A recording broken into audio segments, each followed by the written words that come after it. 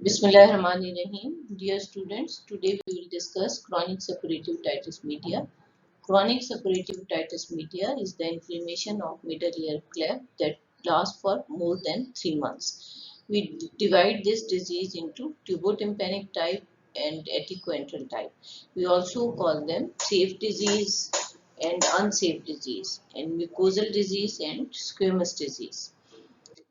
So today we will discuss squamous disease, dangerous type of disease, that is unsafe disease, and it is also called atticoantral disease. So recall the anatomy of middle ear. You can see this is middle ear, and middle ear cleft include eustachian tube, middle ear proper, attic, additus, and mastoid antrum, and all the air cells that open into the mastoid antrum. So, tympanic membrane has two parts, pars tensa and pars flaccida. Pars flaccida is opposite to the attic region, and there are important structures you can see: malleus, incus, and footplate of stapes, and suprastructure of stapes. So this region is close to intracranial cavity, close to mastoid cavity. So any infection of this region can involve these important structures. So atticoantral disease is the disease that involves this part of middle ear.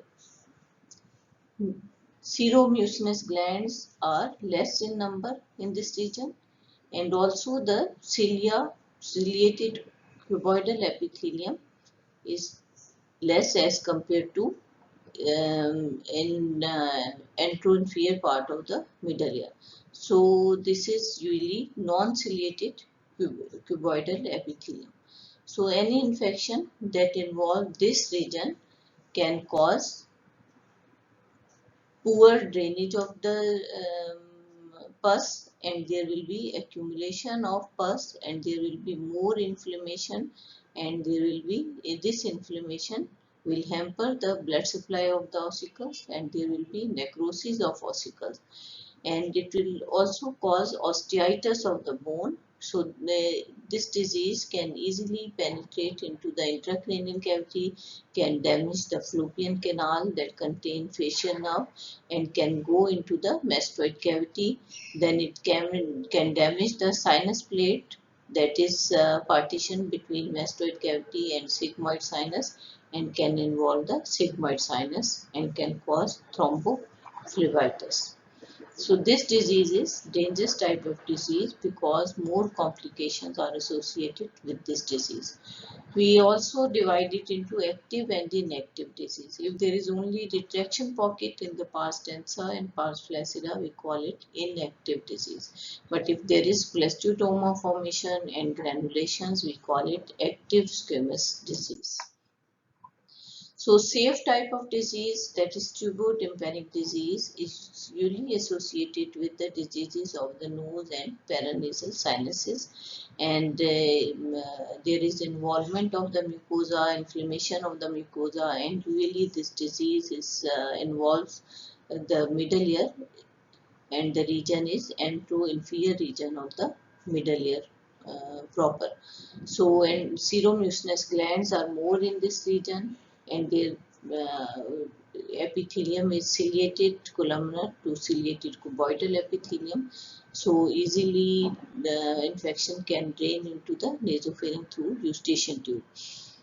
But in unsafe type, because seromucinous glands are less in number in atticoantral region, and there is also change in epithelium from ciliated to non-ciliated epithelium, and retraction pocket of pars flaccida can form cholesteatoma, and it is also called squamous disease, active if there is presence of cholesteatoma and granulations, and inactive disease if there is only the retraction pockets. So by definition, it is inflammation of middle ear cleft that lasts for more than 3 months, and it involves the superior part, attic region, and it involves the mucosa as well as bone of the middle ear cleft.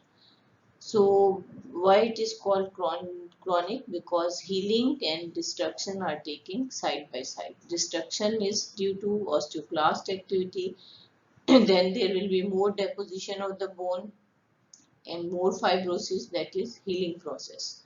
And this disease is really end up with the formation of cholesteatoma, granulations, and posterior attic and marginal perforations. So this disease is commonly seen in attic region, in pars flaccida, commonly seen in, but cholesteatoma can also be seen in pars densa perforation, but commonly it is seen in attic region. Because of osteitis, there will be formation of granulations tissues, and this granulation will lead to inflammatory process, and there will be accumulation of inflammatory cells. Then breakdown of these cells will lead to release of leukotrienes. Then there is more inflammation, and there will be hyperemic decalcification, and also decalcification due to pressure necrosis. So what is cholesteatoma? Cholesteatoma is the skin in the wrong place. So it is formed in attico-antral type of disease. It is sac lined by keratinizing squamous epithelium because it is formed by retraction pocket and enlargement of this retraction pocket leading to formation of cholesteatoma. So it contains keratin debris inside surrounding by squamous epithelium, and then due to pressure necrosis and osteitis of the bone there will be granulation tissue surrounding the cholesteatoma. So it is not a tumor, but it behaves like tumor by eroding the bone. So there are certain theories regarding formation of this cholesteatoma in attico-antral disease or unsafe type of disease. Cholesteatoma can also be seen in perforation in pars densa, but mostly it is seen in attic region due to retraction pocket of pars flaccida. So congenital theory is cell rest theory. During fetal development, there is certain cells that remain in the middle ear cleft, so they can transform into any of the epithelium. So when they transform into squamous epithelium, they form cholesteatoma. So it is cholesteatoma that is seen in with intact tympanic membrane in children. So it can also be seen at CP angle. Then there are acquired theories. So there is primary acquired theory and the secondary acquired theory. Primary acquired theory is due to obstruction of eustachian tube. There will be retraction of the pars flaccida because in pars flaccida fibrous layer is absent. So it is flaccid. So there will be retraction of pars flaccida, and this retraction pocket gets enlarged and can form cholesteatoma. Then there is secondary acquired theory. Whenever there is marginal perforation, the squamous epithelium can go inside the middle ear and can form cholesteatoma. Sometimes in there will be squamous metaplasia due to recurrent acute suppurative otitis media or due to subclinical infection. There will be transformation of epithelium from one epithelium into another epithelium, that is called metaplasia. So squamous columnar epithelium will change into squamous epithelium. Then trauma implanted theory, if there is any blast injury or this part of the tympanic membrane gets impacted over the promontory and later on can form cholesteatoma. So you can see in this picture, inside the cholesteatoma is the keratin and it is lined by squamous cell epithelium, and granulation that is due to osteitis are present outside the cholesteatoma. So cholesteatoma leads to serious complications. There we can divide it into intratympanic complication and intracranial complication. and this is due to resorption of the bones. Resorption of the bone can be due to direct pressure of cholesteatoma over the bone, causing pressure necrosis. If there is pressure over the fallopian canal, so there will be pressure necrosis of fallopian canal and leading to paralysis of the facial nerve. If there is pressure necrosis of the labyrinth, that is lateral semicircular canal and cochlea, so there will be penetration inside the inner ear, so there will be hearing loss and vertigo. Then if granulations in granulations there is inflammation and there is migration of inflammatory cells toward the site of inflammation, and there is liberation of leukotrienes, and there will be activation of osteoclasts. So there will be a resorption of bone due to this osteoclast activity. So this resorption of the bone will lead to serious complications that can be intratympanic and intracranial complications. Again, the granulations leading to inflammation, and because of secretions of leukotrienes, there will be osteitis and there will be complications. So you can see it is due to enzyme activity and due to pressure necrosis of the bone. Sometimes granulations, we can see granulation with polyps formation, that is due to mucosal edema. So this osteitis can lead to ossicular chain necrosis leading to severe hearing loss. Then there will be facial nerve paralysis, erosion of vestibule, that is lateral semicircular canal, can lead to vertigo and labyrinthitis. If there is damage of the tegmen tympani, patient can present with severe pain. There will be formation of extradural abscess, then subdural abscess, meningitis, brain abscess, and otitic hydrocephalus. Then erosion of the sinus plate, that is partition between mastoid cavity and sigmoid sinus. There will be thrombosis of the sinus that can progress to the internal jugular vein. So what are the causative organisms? Causative organisms, there is mixed type of infection. Most common aerobic infection is due to Pseudomonas aeruginosa, Proteus, E. coli, and Staph aureus. Anaerobic infection include Streptococcus and bacterioids. Bacteriology is same in attico type of disease and in the tubotympanic disease. Now, how will you diagnose the case? You will diagnose the case with the help of clinical features. Clinical features means symptoms and sign of the patients. Patient will come to you with ear discharge. Ear discharge will be scanty. It means small in amount, foul smelling because of osteitis, and it can be blood stained. If there are granulations, discharge can be blood stained. There will be a symptom of hearing loss. Hearing loss, when you will check through otoscope, through tuning fork test and through audiometry, it is of mixed type. So it can be conductive, and associated sensorineural hearing loss is also seen in attico disease.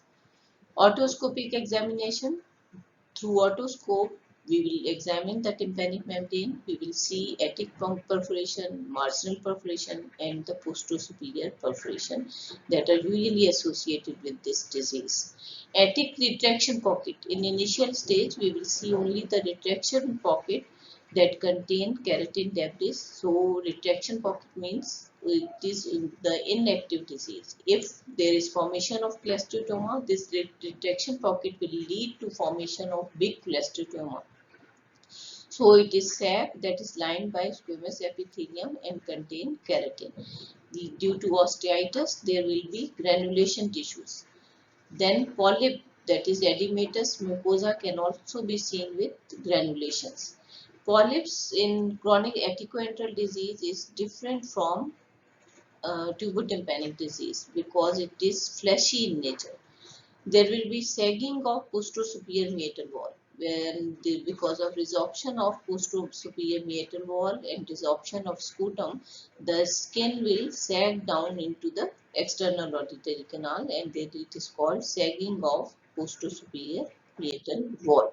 You can see this is the retraction pocket, this is pars tensa, you can see retraction pocket containing the keratin debris. You can see a big cholesteatoma. When we suck this cholesteatoma, there will be keratin material. These are the granulations tissue, polyp that is in fleshy in nature, and we can see these are the red in color and granulations coming out of the external auditory canal with mucopurulent discharge.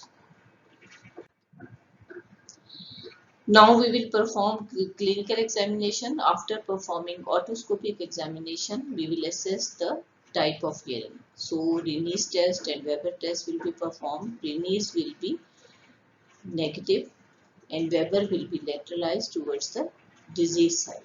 And ABC will be shortened because of sensorineural hearing loss. ABC will be shortened, not always, but sometimes, and whenever there is sensorineural hearing loss, ABC will be shortened. Then we will perform fistula test. Fistula test is due to erosion of the lateral semicircular canal, that is that bulge into the mastoid cavity. So erosion of periosteum leading to endosteum that remains intact. So it is not proper fistula, but endosteum remains intact. And when we will push the tragus inside, the external auditory canal, air will go inside and will push the endosteum of the lateral semicircular canal inward. So there will be movement of the perilymph leading to vertigo. And the sign of vertigo is nystagmus. Nystagmus is involuntary oscillatory movement of the eyeball. So when patient presents with vertigo, we will check nystagmus. So in this nystagmus, side of nystagmus is always towards the fast component. So if there is labyrinthitis and in initial stage nystagmus will be towards the disease side. So in fistula test nystagmus will always be towards the disease side. Then we will perform rhomboid test. If there is paralysis of the vestibular system, patient will fall towards the disease side. So we will check all the cranial nerves and especially the facial nerve. We will ask him to blow, we will ask him to smile, and we will see the forehead. There will be loss of wrinkles over the forehead. Then we will confirm our diagnosis with the help of investigations. So these three things are very important to diagnose a case: proper history, proper clinical examination, then investigations. So to see what is the what bacteria is involved, we will perform culture and sensitivity test. You will send pus for culture and sensitivity. Examination under microscope to see actual destruction of the tympanic membrane, any perforation in the tympanic membrane, cholesteatoma, and granulation tissue. This examination can also be performed with the help of telescope. Then audiometry is performed to assess the type and severity of the hearing loss. If patient comes to you with pain, because chronic suppurative otitis media is painless condition, so we will advise CT scan to see any complication. If there is extradural abscess, we can see it through the CT scan. And MRI, if we are suspecting some intracranial complication, we will advise MRI. So nowadays CT scan is very important. We can see necrosis of the ossicles, we can see cholesteatoma, we can see granulation in the middle ear and mastoid cavity. So sometimes the patient is not very cooperative and it is very difficult to examine. We will perform examination under anesthesia, and if there is, we find some cholesteatoma and any other granulations, and we find that it is attico antral and dangerous type of disease, so we can explore the mastoid cavity. So there are certain warning symptoms: otalgia, pain in the ear, headache, vertigo, imbalance, nausea, vomiting, and Jacksonian fits. Jacksonian fits means involuntary movement of a part of the body. That is that indicate that there is some development of brain abscess. Warning signs: we can check vertigo through nystagmus. We will check neck rigidity to rule out meningitis and subdural abscess. There will be positive Romberg sign if there is paralysis of the vestibular system. And if patient comes to you with low grade fever and anorexia, loss of appetite, loss of any interest, we will check for brain abscess. So there are different complications: intertemporal complication and intracranial complications, that is due to destruction of bones. So destruction of ossicles, there will be labyrinthitis, there will be seventh nerve paralysis, there will be mastoiditis and jugular vein thrombosis. Intracranial we will include extradural abscess, subdural abscess, meningitis, brain abscess, sigmoid sinus thrombosis and hydrocephalus. All these complications are due to resorption of the bones. Now come to the treatment. So main treatment is surgical treatment. So our aim is only to remove the disease and render the ear safe. And after removing the disease, we will reconstruct the hearing, but not at the cost of residual disease. So first aim will be remove the infection. If patient is okay, then you will do reconstruct surgery after removing the disease. So we will perform mastoid exploration. Usually the canal wall down procedures are preferred. So in canal wall down procedures, we can perform atticotomy if cholesteatoma is limited to the attic region. Then attico-antrostomy, that is canal wall down procedure from anterior to posterior side. So first of all, we will do atticotomy, we will clear the attic, then we will proceed to the mastoid antrum. Radical mastoidectomy is usually done in patient with cancer or the malignant disease, in which we remove all the contents of the middle ear and we make the middle ear mastoid cavity and external ear. We will convert this into single cavity. Modified mastoidectomy, we will remove only the diseased tissue, but the healthy tissue will be left behind. Posterior tympanotomy, that is the part of combined approach tympanomastoidectomy. We will remove the disease from the middle ear through posterior tympanotomy after doing cortical mastoidectomy. So only we will prefer canal wall up procedure. Only this procedure is the canal wall up combined approach tympanomastoidectomy. If we can't perform this procedure, then only the canal wall down procedure is preferred. Canal combined approach, there is advantage of we can reconstruct the hearing by prosthesis like total ossicular chain prosthesis or the partial ossicular chain prosthesis. In cases of canal wall down procedure, first we will have to reconstruct the posterior canal, then we will do ossiculoplasty. So if patient comes to you, canal wall down procedures are preferred. If patient if you want, if you are pretty sure that patient can come again and again for follow up, so you can prefer combined approach tympanomastoidectomy. So these are the combined approach in tympanomastoidectomy, that is canal wall up procedure in unsafe type. So only cortical mastoidectomy is not sufficient to treat the atticoantral disease. We have to clear the middle ear either by through posterior tympanotomy or by lowering the canal wall in cases of modified radical mastoidectomy and atticoantrostomy. So you can see mastoid cavity. This is sinus plate. You can see clear mastoid cavity, and in this disease we can after healing you can see this is external auditory canal, middle ear and mastoid cavity are converted into single cavity. So this is definition: middle ear, attic, mastoid cavity and external auditory canal are converted into single cavity by lowering the posterior meatal wall. So these are the canal wall down procedures. We have discussed this.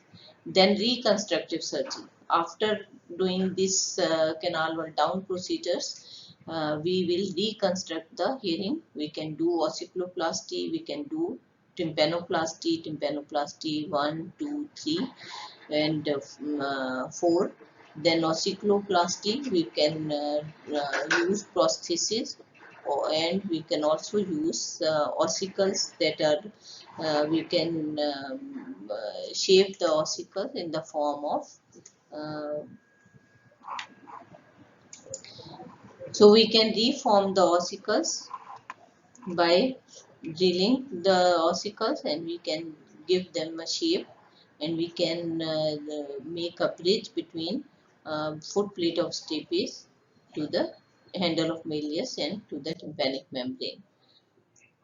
So there is a very limited role of conservative treatment. If patient is medically unfit and if patient is not willing for surgery, we will have to counsel the patient that it is dangerous disease and surgery is mandatory. So only we will do suction and clearance if patient is medically unfit. And if patient comes to you after surgery with discharging cavity, then we will do suction and clearance of the wet cavity, discharging cavity. So these are the comparison between safe ear and unsafe ear.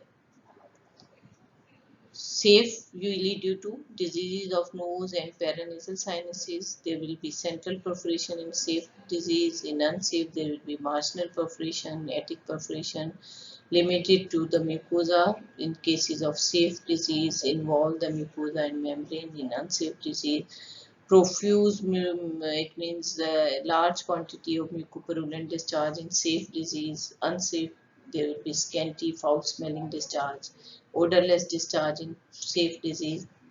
Mucosa will be pale in safe disease, granulomatous in unsafe disease. Hearing will be conductive, only conductive hearing loss is usually seen in safe type of disease, but mixed type of hearing loss in unsafe type of disease. Complications are really uncommon in safe disease, but are very common in unsafe disease.